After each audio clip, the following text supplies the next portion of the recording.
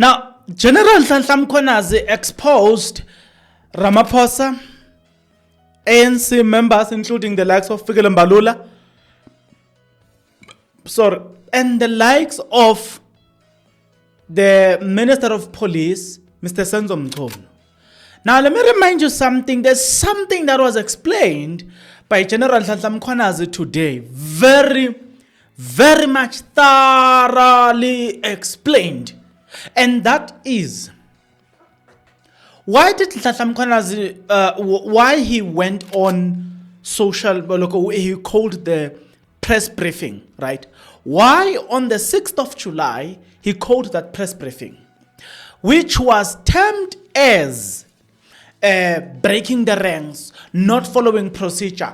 Even the current Minister of Police, Minister Kachalia, he blamed Mkhwanazi for that press briefing. But listen to Mkhwanazi today explaining why he had to do that. Okay. Well, he explains this is very interesting. So, number one, Mkhwanazi says, I don't have the right to go straight to the president. Zero right. He acknowledges too that since he is aggrieved by the decision made by the Minister of Police, or the then Minister of Police, Mr. Senzo Mchunu, since he's aggrieved by his decision, he can't then go back and report to him, but he needs to find people in the value chain that he can report to, who will then help him or connect him to the president, who is the ultimate boss in the value chain, right?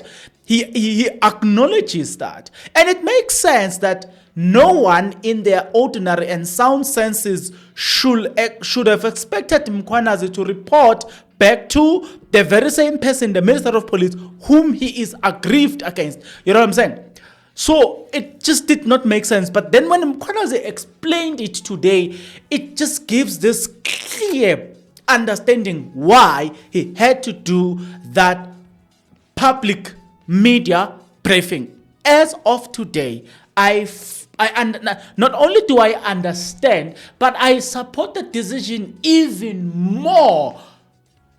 Well, speaking about even more, I want you to listen to him speaking about the press briefing. But then I'm going to explain something just after that. We're going to break this into pieces because I don't want to bore you with all of this information all at once. There's another crucial evidence that we need to talk about. Right? But before we get there, let's start with him when asked about the 6th of July press briefing. He said this. When I made this address before the South Africans, it was because I wanted to inform the public about the level of challenges that we're experiencing as a South African police service in relation to the work we do as the police, which involve criminality and the political interference on the work that we do as the police, which will also include corruption within the value chain of the justice system, which we are part of as law enforcement. That's why the presentation that is attached here will be used as a reference, which is marked. I'm not going to refer to all of them, but by and large, commissioners, that was to brief the nation, to understand what challenges are we facing as a South African police service. Are you the sole author of the content of that document, or do you have other people or persons that participate in the creation of that document and the information contained therein? I must indicate, Commissioner, that this briefing which I made on the 6th of July, it is a product of the collective and collaborative efforts of various units within the South African Police Service. The majority of men and women in blue in this service who were responsible for, together with myself, in compiling this document. It is therefore a reflection of the common concerns that we share as colleagues in different ranks within the service, which made us to have a common desire for these problems to be resolved, and in order to enable these members of the service to be able to serve with honor and dignity. You make what I consider to be an important point at paragraph 11 that I think you should share with the Commission, which would seem to speak to a risk in the absence of positive action. What is that risk? What is the fear and what is the risk? Commissioner, on this paragraph level, it has been my aim that I want to demonstrate that the criminal justice system has been subject to a continuous threat, as well as sabotage, which has been with us over an extended period, to a point where we believe it is at real risk of a total collapse if nothing is done. Therefore, urgent and effective interventions are required in order to avert this outcome. And I believe this commission will stand to play a very important role in order to help us to prevent this total collapse of the justice system in our country. Your statement in that part concludes with a personal message. Would you like to deliver it at paragraph 12? Yes, that's correct, Commissioner. As we had appeared before the South Africans on the 6th of July, I must first thank the media in South Africa for affording us an opportunity to be able to share our challenges with the public, which then, as a result, it helped the state president to establish this commission following that press briefing, which we also appreciate, as this commission is going to help us to deal with the challenges that we are facing as we execute our duties. And lastly, I want to thank the general public for having received our message very well. And I'm sure what we're going to talk about is not necessarily everything that the public are experiencing out there in terms of the experience they have as they interact with the justice system, but it is mainly to address those that we were speaking about on the 6th of July. Thank you. Okay, now, so here is an interesting part that satisfies my conscience as he explains why. Number one, he's not alone in this thing. There are people that will come and testify that we are tired of this thing. We are tired of politicians that are doing whatever it takes, right? That's one. Two, he explains that, I forgot the chronological order of things, but he explains that he reached out to someone to say, please connect me to the president. As our boss, I need to talk to him about the decision made by his minister. That was unsuccessful. He then also speaks about the fact that he then talks to the current commissioner of police, Mr. Fanima Samuel, and say, please talk to your boss about this. Or our boss, or president. Fanima Samuel gives him a feedback and say, hey, I tried, Baba. We are not winning. We are not getting a feedback. Do you remember I quoted a quote from someone a quote that goes as follows, I quote, when they emphasize on protocols, it is because they are confident that it is because they are confident and they know that they have an absolute control on those protocols. In other words, when they say you must report to this, they know that they have a control on the chain or the value chain of evidence. Look, 3. So when you listen to Mkhwanazi, it then creates few pictures. Number one, it says to me, before we get to my conclusion, Mkhwanazi says he tried, and it doesn't win. He then says, no, in Parliament, there is a chairperson of Police Portfolio Committee, Ulin, right? He reached out to him. Then he gets invited to come and speak in Parliament. We remember when he spoke, I think it was the 5th of March, right? He then spoke and he voiced these concerns. Now, Having followed all of that, remember he has been frustrated, he can't get to the president, he tried all other ways to get to the president, none of those ways are successful. Because of that, then he changed and said, okay, it's fine.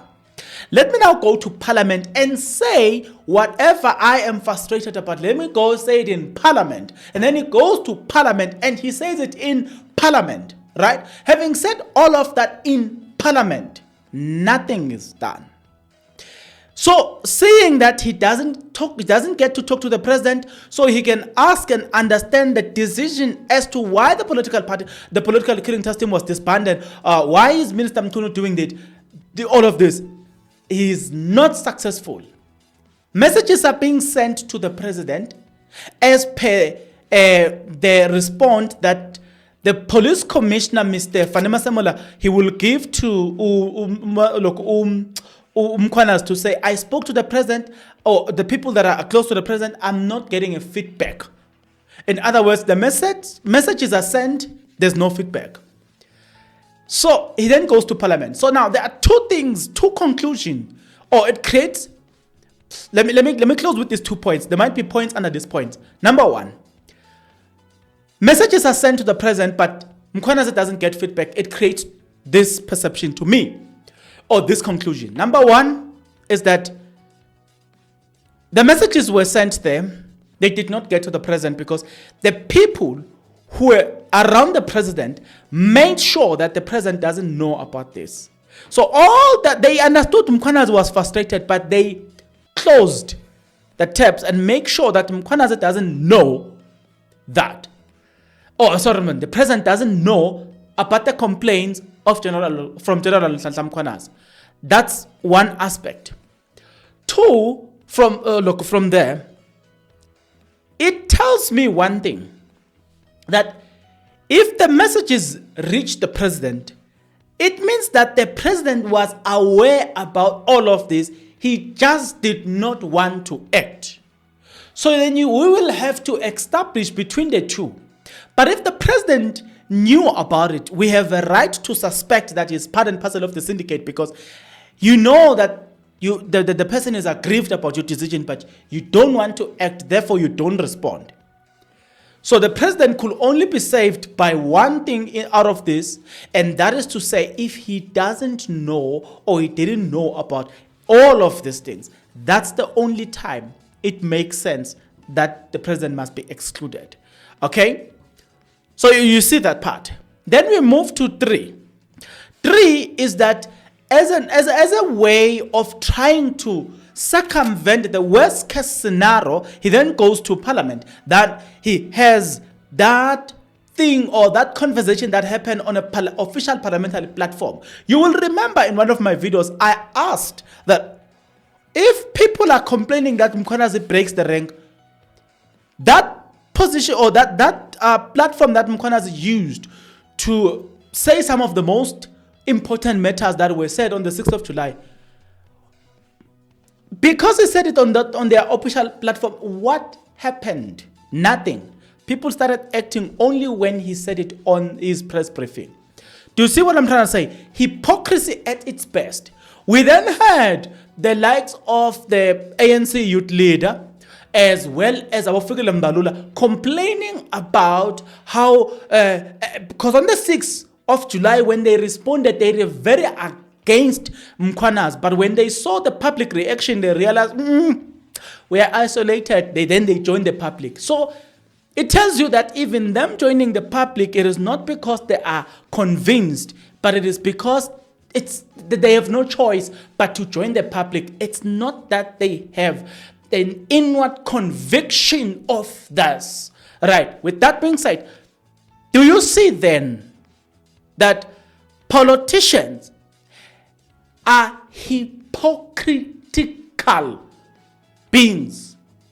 They knew about this. They made sure that they killed this. And remember, in one of my videos, I told you that also information emerged that Mkhwanazi had complained when Natim Mthethwa was a minister of police. those complaints never got to, never saw the day of the light, right? So it's not the first time you see this thing or these things being raised. It was not the first time, but they made sure that all those allegations doesn't see the day of the light. All that we are learning today, the number one problem in this value chain, politicians who are now trying to protect themselves, right? Who are doing whatever it takes to protect themselves. But you now know, and you know it for a fact, that Abafikile Mbalula cannot now claim to be victims. Mkhwanazi, you knew about these things all along, but you just did not want to act on it. Now that you are pushed to a corner where you can't help but react, now you blame Mkhwanazi for breaking the ranks, because if he didn't break the ranks, you had absolute control over the ranks, and that's why you didn't want him to break the ranks. So that is part and parcel of the most crucial information that General Mkhwanazi shared with us today. And I value what he shared with us today. Tell me your thoughts and your opinion as we break down these things slowly but surely. Very, I must say, very, very, very, very, very, very, very interesting development out of this commission. Very interesting development.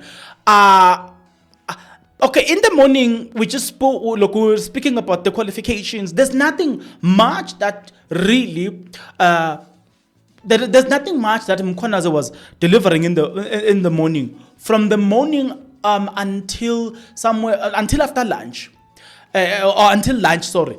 It was after lunch that Mkhwanazi started by delivering real stuff, right? So yeah, that's all that I wanted to share on this specific episode, because I don't want to mix these matters together. So yeah, we now know the reason he could not, or his messages could not reach the president, or maybe the president knew, but we know that in between Mkhwanazi and the president and there are politicians there who, you know what I'm saying? Now we know that the president never reacted. The ANC were the first to blame Mkhwanazi. They should be the first to answer this. We want to know. They were the first to blame Mkhwanazi. You break the ranks. Yeah. Now we want to know.